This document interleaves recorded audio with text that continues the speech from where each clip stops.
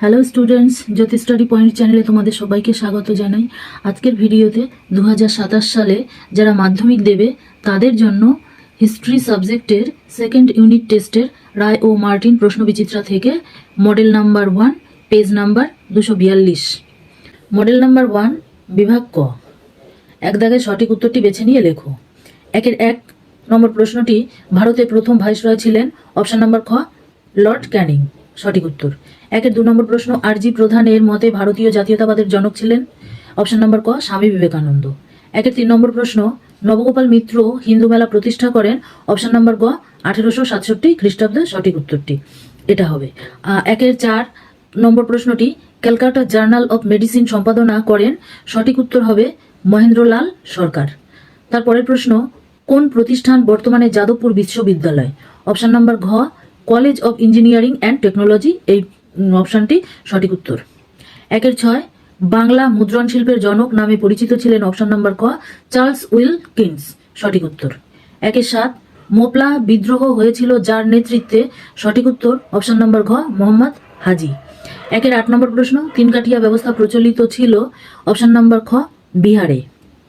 একের 9 নম্বর প্রশ্নটি, চন্দ্রশেখর ভেঙ্কট রমন পদার্থবিদ্যায় নোবেল পুরস্কার পান? সঠিক উত্তর অপশন নম্বর ক 1930 খ্রিস্টাব্দে। একের 10 নম্বরের প্রশ্নটি, লাঙ্গল পত্রিকা কোন সংস্থার মুখপত্র ছিল? সঠিক উত্তরটি হবে অপশন নম্বর গ বাংলার শ্রমিক কৃষক দলের। তারপরে বিভাগ খ। বিভাগ খয়ে 2 দাগে আছে নিচের প্রশ্নগুলির উত্তর দাও। 2-এর 1-এ ক স্তম্ভের সঙ্গে খ স্তম্ভ মেলাও। ক স্তম্ভে 2-এর 1-এর 1 জমিদার সভা, এটার সঙ্গে 3 নম্বর দ্বারকানাথ ঠাকুর, এটা হবে। তারপরেরটা আছে জাতীয় শিক্ষা পরিষদ, এটার সঙ্গে হবে 1 নম্বর সত্যেন্দ্রনাথ ঠাকুর। তারপরে আছে যুব কমরেড লীগ, এর সঙ্গে হবে 2 নম্বরেরটা পিসি যোশী। ভিডিওটি ভালো লাগলে একটা লাইক করে দিও, আর যারা চ্যানেলটি নতুন দেখছো তারা সাবস্ক্রাইব করে পাশের বেল আইকনে অল করে দেবে, তাহলে যে সমস্ত নতুন নতুন ভিডিও ছাড়বো তো তোমাদের কাছে সবার আগে নোটিফিকেশন চলে যাবে। বিভাগ গ 3 দাগে আছে 2টি অথবা 3টি বাক্যে নিম্নলিখিত প্রশ্নগুলির উত্তর দাও, যে কোনো 4টি। 3-এর 1-এ প্রশ্নটি, ইলবার্ট বিল কি? ইলবার্ট বিল কি, এটার উত্তর হবে ইলবার্ট বিল কি। ইলবার্ট বিল কি, এখান থেকে এইটুকু তোমাদের লিখতে হবে। সন্দেশ পত্রিকা কে প্রকাশ করেন এবং এই পত্রিকার জনপ্রিয়তার প্রধান কারণ উল্লেখ করো। এই প্রশ্নটির অ্যান্সার হবে, দেখে নাও, 1913 সালে প্রখ্যাত শিশু সাহিত্যিক উপেন্দ্র কিশোর রায়চৌধুরী সন্দেশ পত্রিকা প্রকাশ করেন। এই প্রশ্নটির মান আছে 2, সেই জন্য এখানে 2টি প্রধান কারণ লিখলে হবে। জনপ্রিয়তার কারণ হিসাবে এখানে 2টি পয়েন্ট আছে। বিখ্যাত সম্পাদনা, উপেন্দ্র কিশোর রায়চৌধুরী, সুকুমার রায় এবং পরবর্তীতে সত্যজিৎ রায়ের মতো ব্যক্তিত্বরা এর সম্পাদনার দায়িত্বে ছিলেন। তারপরের পয়েন্টটা অলঙ্করণ ও চিত্রণ, পত্রিকার ভেতরের ছবি এবং অলঙ্করণ অত্যন্ত উচ্চমানের হতো যা শিশুদের আকর্ষণ করত। 3-এর 3 নম্বর প্রশ্নটি, কে কি উদ্দেশ্যে বসু বিজ্ঞান মন্দির প্রতিষ্ঠা করেন? এই প্রশ্নের উত্তরটি হবে, বসু বিজ্ঞান মন্দির প্রতিষ্ঠার উদ্দেশ্য কি ছিল? এখান থেকে এইটুখানি তোমাদের লিখতে হবে, এটুকু লিখলেই হবে। গান্ধীজি কেন অসহযোগ আন্দোলন প্রত্যাহার করে নেন?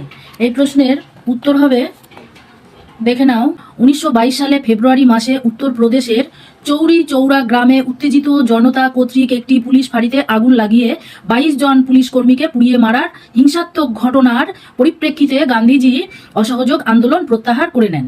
প্রত্যাহার করার প্রধান কারণগুলো হলো, প্রত্যাহার করার 3টে কারণ আছে এখানে, তোমরা যে কোনো 2টো কারণ লিখতে পারবে, যে কোনো 2টো কারণ লিখলেই হবে। তো প্রথম কারণ আছে চৌরি চৌরা ঘটনা। 1922 সালের 5ই ফেব্রুয়ারি এই হিংসাত্মক ঘটনাটি গান্ধীজিকে গভীরভাবে ব্যথিত করে। 2 নম্বরে আছে অহিংস নীতির লঙ্ঘন।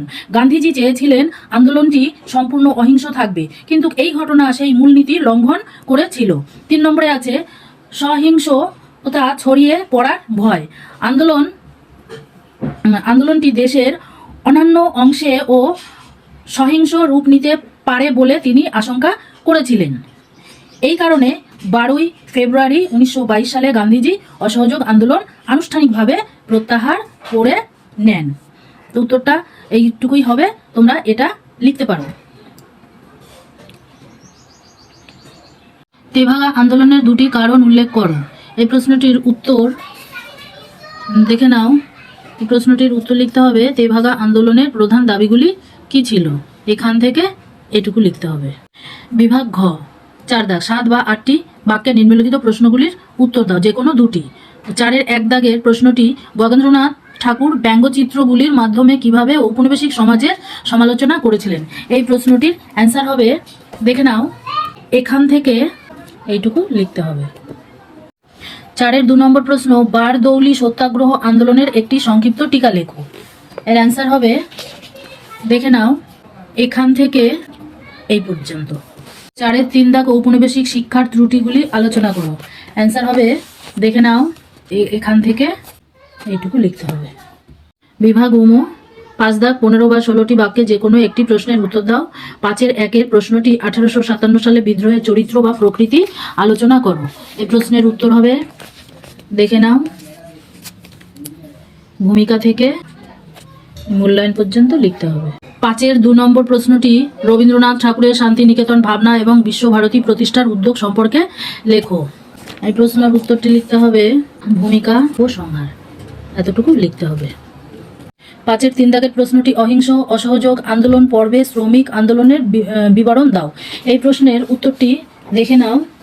এই যে উত্তরটি, ভূমিকা, শ্রমিক ধর্মঘট, বাংলায় বিস্তার, অন্যান্য রাজ্য বিস্তার, মূল্যায়ন, এই পর্যন্ত লিখতে হবে।